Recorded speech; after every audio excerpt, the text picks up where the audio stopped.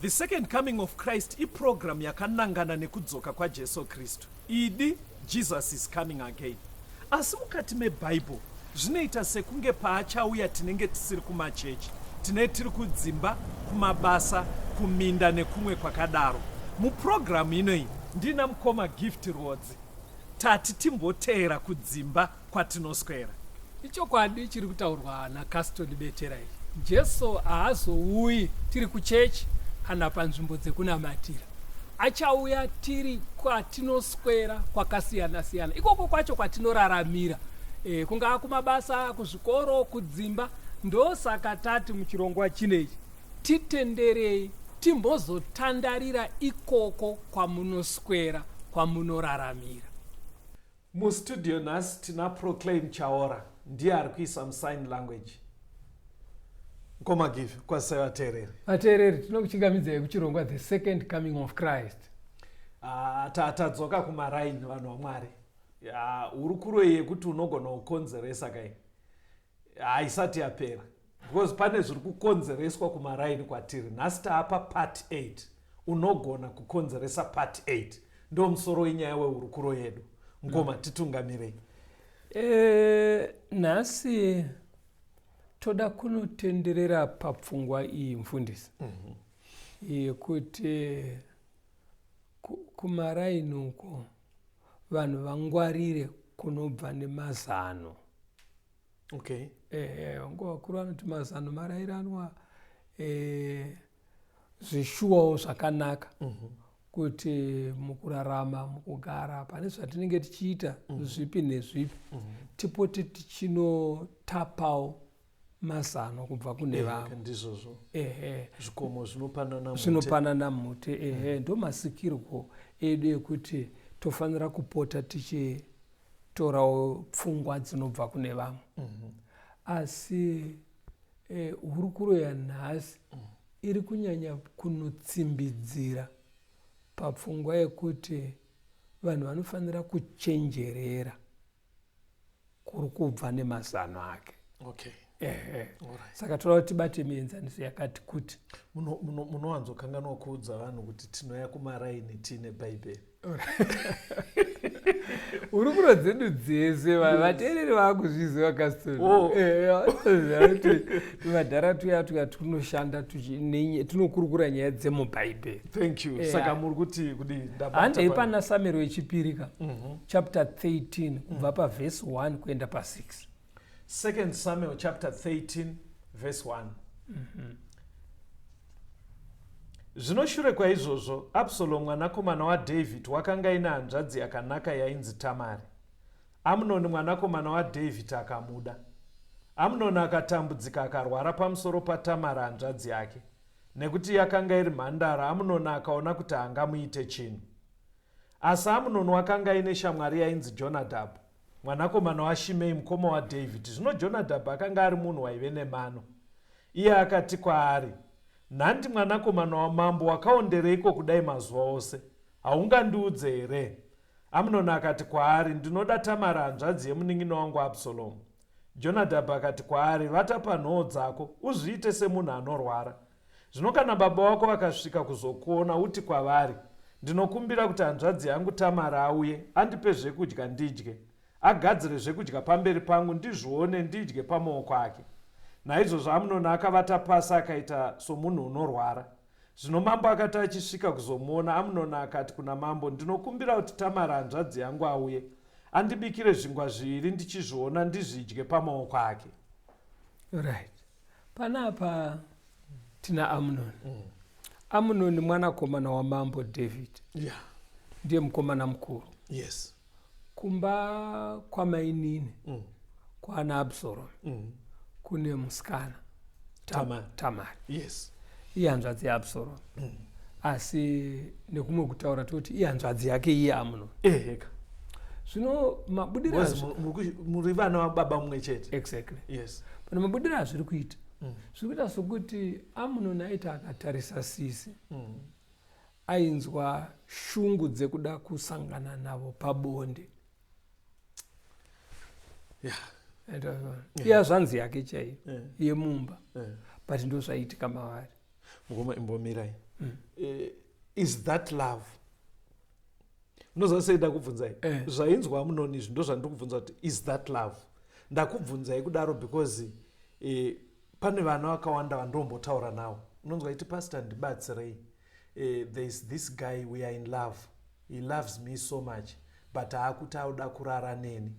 Saka handisi kuziva ndoita sei pastor, but anonyatsondida mukomana naye. Saka imbotibatsirai apa, is this love ngoma? Uku kuda bonde hakusi kuda Tamari. Aida kuita ende hutori hutsiye. Kwezi anga asiri kumuda zviya zvekumuita mudzimai wake, zvekuronga upenyu neramangwana rakanaka, ndoda kuzomufadza ayo. Aingoda kuita bonde naye chete. Kusvika pakutorwara mugoma. Saka ndo panouya shamwari yake Jonadab. Jonadab anga ari mwana webrother yaDavid. Saka macousins. Now Jonadab anoratidza kuti anga akangwara, but kungwara kwacho kuri kwekungwarira musango.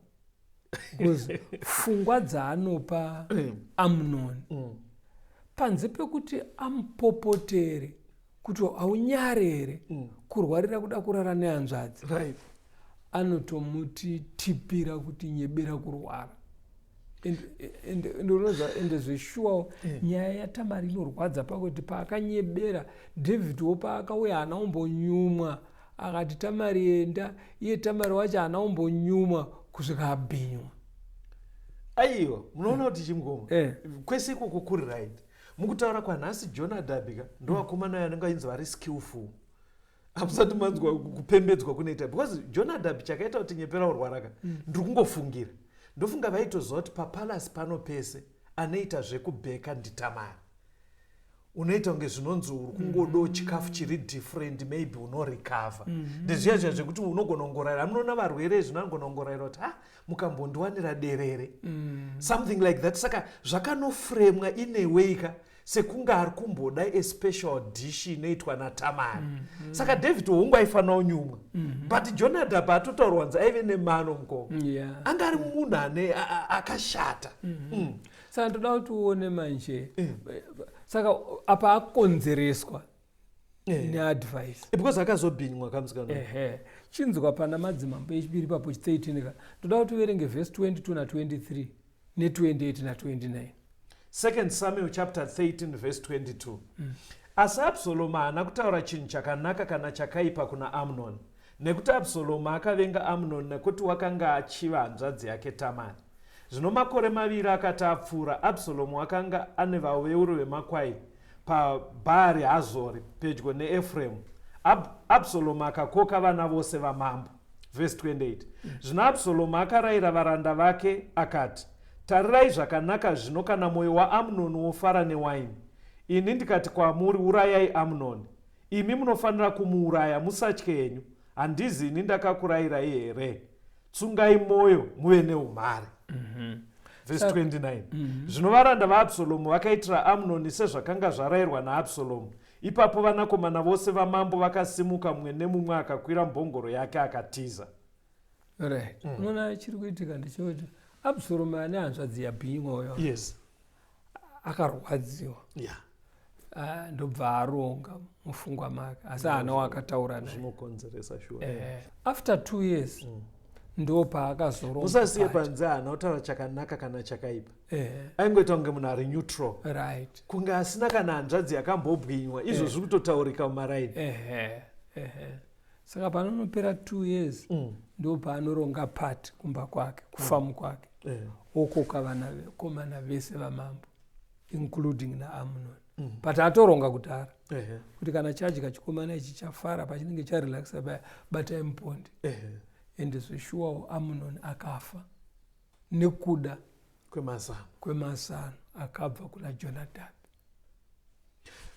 Kana muri kufamba sezvandiri kuita vateereri paurukuro iyi, zviri kuburitsa kuti mazano anoda kusefwa.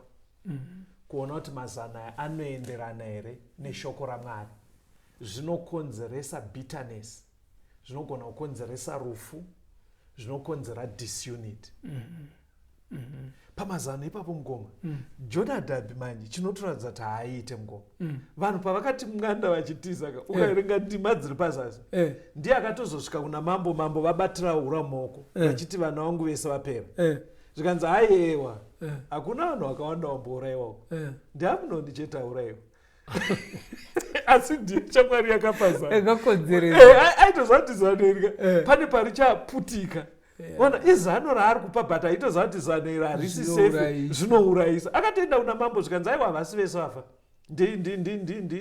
Amunoni chete aurayiwa saka ndibatsirai apa mungoma pane mainini vane murume wavo murume wavo haasi kuita zvakanaka anochita ndo vararongoshanzwa kana aiti kuchita kureva kuti angonotomboita weekend asingadzoke pamba ozongodzoka Monday anoita zvemagirlfriends saka mudzimai wacho mainini vanenge vachimbonamata vachienda kuprayer band but unotozonyatsona kuti munhu haasi kuchinja then shamwari yobva yati unoona zvoda kuitwa varume kuti vanzwise kuti zvinorwadza sei imbomuitira boyfriend ka1 anozvipfidza zanorise iri mukoma ndatokupai background zveshuwa murume wacho ka anetsa mukadzi ari kugara achichema zano iro ririse mukoma kuti kufurira kaikoko wozi kunzi ingoita kawani ayo apa kuti anzwe lesson yacho amene kuti irisei ndozvamuri kutoti here tisefe kunobva mazano ndo zvinoda kungwarirwa izvozvo nekuti zvinokonzeresa iye kana zvanzi kawani zvogogadzirisa chii ungamboona kuti kana chinhu chakaipa chikaitwa chiri chidiki sei umbona kuti kapi yeti yese izere neti inoraswa mapinda nhunzi 1 ampinde dzakawanda kuti izoraswa saka mazano anoda kungwarirwa kuchenjera because zvine makuva kumberi right toda kuti uverenge umwe akapuwa mazano futi kuna madzimambo ekutanga 12 vhesi ya8 kuenda pa16 madzimambo ekutanga 12 vhesi ya8 asi wakaramba zano revakuru ravakanga vamupa akarangana nemajaya ezera rake aimira pamberi pake akati kwavari imi mungandipe zano reiko ratingapindure naro vanhu ava vaakutaura neni vachiti rerutsai joko rakaiswa pamisoro pedu nababa venyu zvino majaya ezera rake akataura kwaari achiti uti kuvanhu ava vakataura newe vachiti baba venyu vakatitakudza joko rinogozha asi imi chitirerutsirai iro utaure kwavari uti munwe wangu muduku mukobvu kupfuura chiuno chababa vangu zvino baba vangu zvavakakutakudzai joko rinorema ini ndichawedzera pajoko renyu baba vangu vaikurovai neshamu ini ndichakurovai nezvinyavada naizvozvo Jerobhoamu navanhu vose vakasvika kuna Rehobhoamu nemusi wetatu sezvakanga zvarayirwa namambo achiti dzokeraizve kwandiri nemusi wetatu mambo akapindura vanhu nehasha akarasha zano revakuru ravakanga vamupa akataura kwavari sezvakanga apiwa zano nemajaya aya akati baba vangu vakakutakudzai joko rinorema asi ini ndichawedzera pajoko renyu baba vangu vaikurovai neshamu asi ini ndichakurovai nezvinyavada naizvozvo mambo haana kuteerera vanhu nokuti chinhu ichi chakanga chabva kuna Jehovha kuti Jehovha asimbise shoko rake raakataura naAhija muShiro kuna Jerobhoamu mwanakomana waNebhati. Zvino vaIsraeri vose vakati vachiona kuti mambo haana kuateerera, vanhu vakapindura mambo vakati, tine mugove weiko kuna David, uye hatine nhaka kumwanakomana waJese. Endai kumatende enyu vaIsraeri, iwe David chitarira hako imba yako. Naizvozvo vaIsraeri vakaenda kumatende avo. Ndi Rehobhoamu. Yes. Mwanakomana waSoromoni. Yes. Weza Solomoni nekuda vakadzi vazhinji akapedzisira asisatonge zvakanaka. Vanhu kusvika vakurwadziwa. Akushungurudza vanhu, akudzvinyirira vanhu, akupa vanhu mitoro inorema. Saka Solomoni paafa, mwanakomana wake achipinda paumambo. Vadhara vakaronga. Mirai ngo. Nyaya yandinakidza, mirai timbonzwa rwiyo. Tinyatsosweitanga zvakanaka. Mati ndiani? Rehobhoamu. Ndiye akutonga. Mwana waSoromoni. Right. Rambai muri pachirongwa, unogona kukonzeresa part 8. Regai timbonzwa rwiyo.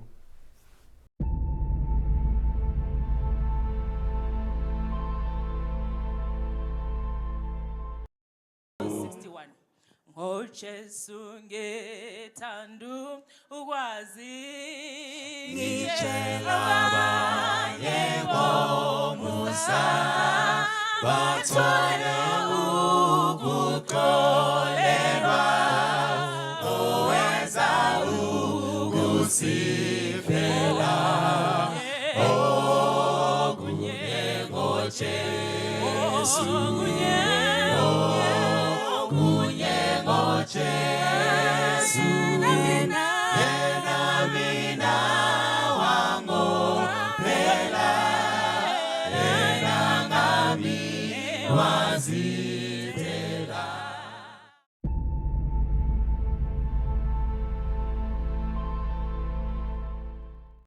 Unogona kukonzeresa part 8 ndo hurukuro yedu ngwarirai kunobva mazano. Tasiya Solomon anga afa paazosara ofa anga asatonge zvakanaka nekuti anga abva pamberi paMwari. Saka vaIsraeri vaigomera, mitero yenge yakavatsimbirira, upenyu hwaisaita zvakanaka. Saka Rehobhoamu mwana wacho ndiye anga akutonga. Right, mati kudi mkongo. Saka vadhara ndokubva vatumira nhume kwaari vakasarudzwa vamwe vakuru kwakunoti tikumbirire kuna mambo kuti atirerutsire kuti zvazvakuita baba vake. Iye akaratidza kuti akapindura neungwaru akati imbondipai nguva 3 days mozodzoka after 3 days zvazvinika kuchenjera mukati. Now adaro ndobva atsvaga mamwe madhara vanga vari maadvisor kwamambo. Onai chikumbiro chabva muvanechi vadhara vainobva mudza kuti hazvishuwa rerutsira vanhu kuti utonge zvakanaka uye urambe vanhu vainewe vachikusapota. Ndobva ati alright chimboendai ndichakudeedzai. Ndobva adeedza vakomana vaakafunda navo vezera rake. Anza vakomana ndo chikumbiro chabva kuvanechi.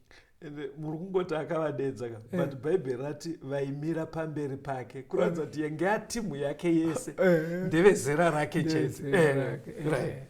Ndo vakazomuti aikona kudheererwa vanhu request inoratidza vanhu vari kuda kukudheerera manje varatidze kuti aiwa hauna kudaro varatidza kuti hauna uchipa ndicharova dhongi newaya.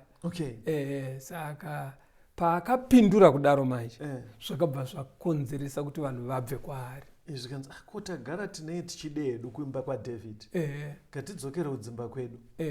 Saka ndo pakabva pazoita kuti Israeri itsemuke dziite ndudzi mbiri, kumusoro kwainzi kwaIsraeri kuzasi kuchinzi kwaJudha. Zvakonzerwa nezano remajaya. Saka advice inoda kuchenjererwa because yakakamura simba rake, yakakamura umambo hwake, akasara areruka pamberi pevanhu neushe hwake hukareruka nekuda kwekwakabva neadvice. Ngoma kuputambanje wauda unyora form 4 zvinoita kuti upase. Zvinotokabura kadzimwe pfungwa. Ndomaadvaisa vanopanana muchikoro ndomaadvaisa vanopanana kana vanetseka bhotora zvinodhaka hazvisorovhe chuzi zvinotokonzeresa. Rega titore umwe muenzaniso pana vatongi 9. Vatongi 9 verengera vateereri kubva pavhesi 1 kuenda pa6. Vatongi Judges chapter 9 verse 1 to 6.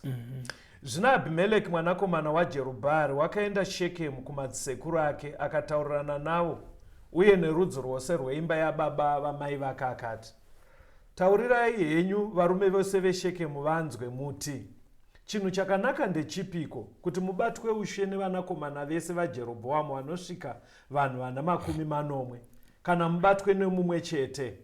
Rangarirai kuti ini ndiri pfupa renyu nenyama yenyu.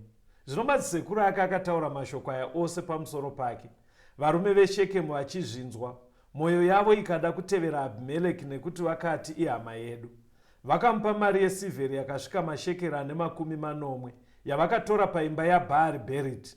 Abhimeleki akaripira varume vakaipa vasine hanya, ivo vakamuteera.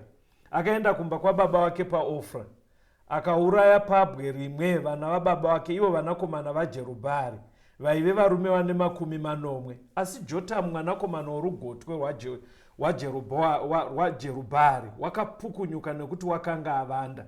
Zvino varume vese veShekemu vakaungana pamwe chete vose veimba nevose veimba yaMiro vakandoita Abhimeleki mambo pamuouki weshongwe wakamiswa paShekemu. Right. Gideon anga ane vanakomana vakawanda. Yes. Ndiye ari kunzi Jerubhaari. Umwe wevanakomana vake Abhimeleki mai vake vanga vasiri kugara apa, Alright. vaibva kushekemu. Saka pakafa Gideon, Abhimereki ndobva aenda kumadzisekuru kushekemu. Saka aenda kumadzisekuru anonotaura pfungwa yake, munhu aidisa kuenda pachigaro kuti atonge. Saka anoti amufunga kuti inini ndikatonga zvakakunakira here, because ndiri ropa rimwe chete mutsinga dzangu nemi, pane kuti umwe wevana vaGidheoni atonge. Hune uri ushe wati sudurukei uri kure, unoda kuti ukupewo mabenefits. Saka vanhu pane kwavanoenda vachinotaura pfungwa dzavo. Muupenyu chinhu chinoda kuchenjerera ndechekuti vaunoudza pfungwa dzako vanogona kukukonzeresa. Unoziva kuti Jobho ane matauriro akaita mukadzi wakamupa imwe pfungwa paakanzituka mwarufe. Akati unokutaura semukadzi benzi. Handiti wazviona. Saka vaunotaurira pfungwa dzako vanofanira kukudzora. Zvino uyu Abhimereki akaenda kumadzisekuru. Madzisekuru havana kumudzora kuti ihama dzako, garisanai zvakanaka, chero umwe akatonga ndimi muri paumambo. Havana kumudzora. Unoziva kuti vakaita sei? Vakatomusponza. Vakamupa mari yaakanohaya vanhu mathags, mabhinya akaponda mabrothers ake, ndobva vamugadza. Ngoma tisataenda pamberi, zvinoita here kuti uri muzukuru mukomana ugone kurambidza sekuru wako kuita maboyfriends, hanzvadzi yamai, kuita magirlfriends? Imbobira ipopo. Aiwa, ndirikunzwa muri kuti unofanira kuwana anokudzora. Unofanira kuwana anokudzora ka. Ipapo ishuwa haungatadze kudzora.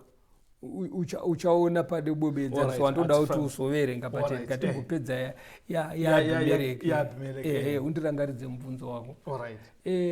Pana Judges 9 ipapo ndoda kuti uverenge verse 22 kusvika pa24 neverse 56. Vatongi chapter 9 verse 22. Abhimeleki akabata ushe pavaIsraeri makore 3. Mwari akazotuma mweya wakaipa pakati paAbhimeleki nevarume veShekemu. Varume veShekemu vakanyengera Abhimeleki kuti zvakashata zvakaitirwa vanakomana vaJerubhaari vane 40 zvitsiviwe, neropa ravo ritsiviwe kuna Abhimeleki munin'ina wavo wakawauraya. Nokuvarume veShekemu vakanga vasimbisa maoko ake kuti auraye vana vababa vake. Verse 56. Saizvozvo Mwari akatsiva zvakashata zvaAbhimeleki zvakaitira baba vake, zvaakauraya vana vababa vake vane 40. Urikuona kuti Abhimeleki akangotonga 3 years chete. Mwari ndobva asuduruka. Mwari asuduruka zvakakonzera kuti iye nemadzisekuru ake vamukirane. Ndobva varwisana. Saka Abhimeleki airova hondo. Ndobva arova madzisekuru. Madzisekuru akatiza vakanohwanda muguta, akavapindira, akaparadza vese. Akaparadza guta. Akutoenda apedza kuparadza madzisekuru, akabuda pageti ndokufamba achiteera jurawo. Achiteera jurawo reguta, pane kamwe kachembere kechikadzi kaive maupstairs, kakarwadziwa nezvaiitwa nemuzukuru. Ndobva kangoburitsa guyo nepawindo ndokukanya musoro waAbhimeleki, ndobva afira mujurawo imo. Saka vese vakafa semudhei. Kwabva mune mazano kwaaenda kunotaura pfungwa dzake kuyako, panze pekudzorwa akakuzwa pane zvisiri. Saka kune vanhu vanogona kukukuza uchimhanya kunowira mugomba. Ona apa 3 years chete, hapana zvazvabhadhara. Pane mumenzaniso wandoda kuti ndikupe zvakare, unodzoka pamubvunzo wangu wanga wavhunza uyawo. Enda pana Samueri wechipiri 11 uverenge verse 14 kuenda pa17. 2 Samuel chapter 11 verse 14. Right. Zvino mangwana Dhavhidhi akanyorera Joabhi rugwaro akarutuma neruoko rwaUria. Akanyora parugwaro akati, isa Uria pamberi panonyanyisa kurwiwa, mumusiya ari woga aurawe afe. Zvino Joabhu akati acherekedza guta akaisa Uria pakanga achiziva kuti pane varume veumhare varipo. Vanhu veguta vakabuda kuzorwa naJoabhi. vamwe varanda vaDhavhidhi vakaurawa, naye Uria muHiti akafawo. Joab ndakupira muenzaniso uyu nekuti wati zvinoita kuti musukuru adzore sekuru vachita magirlfriend. Joab aive musukuru kuna David, mwana wasisi waSeruya.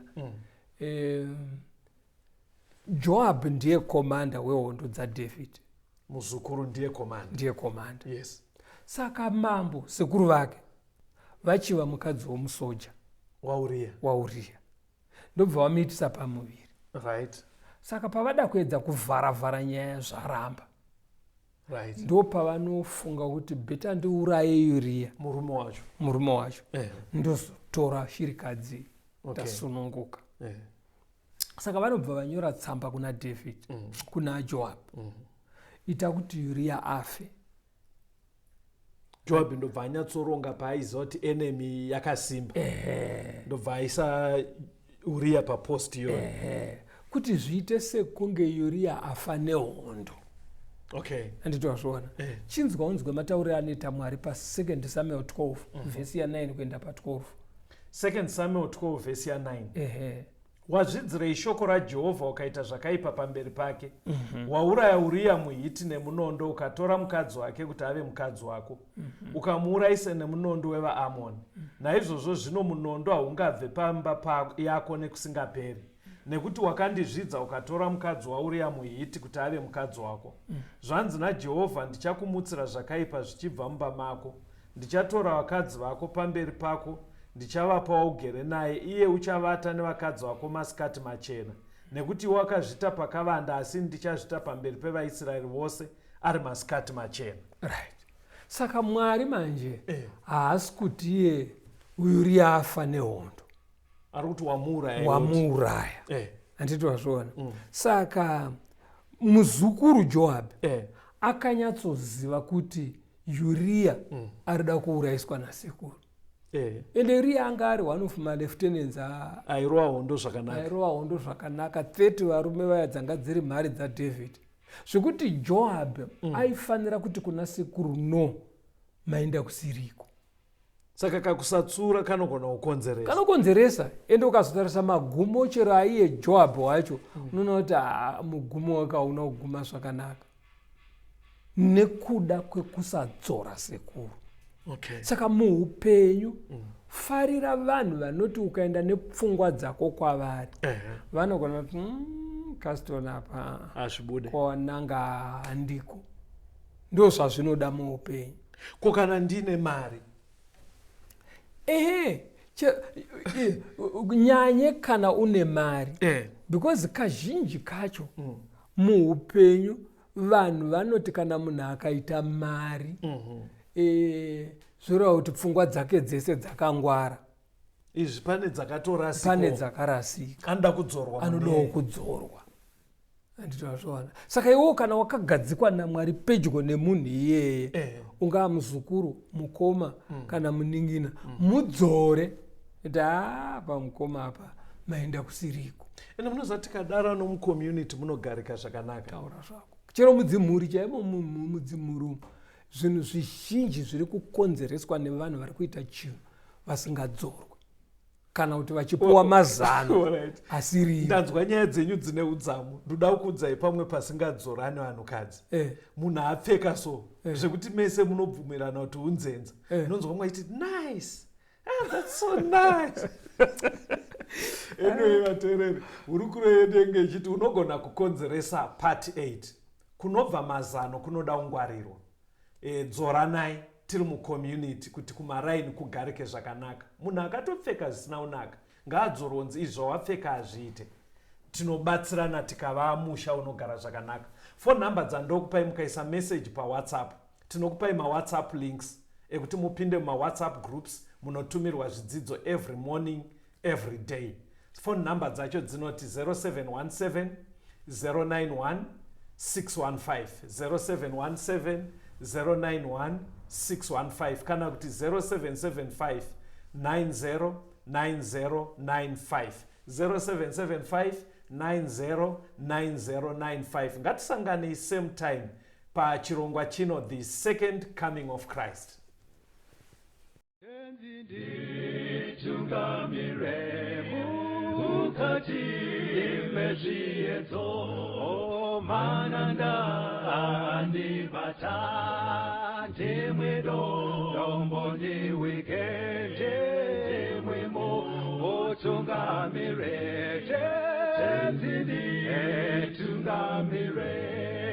Semana awonyara tabu ungaya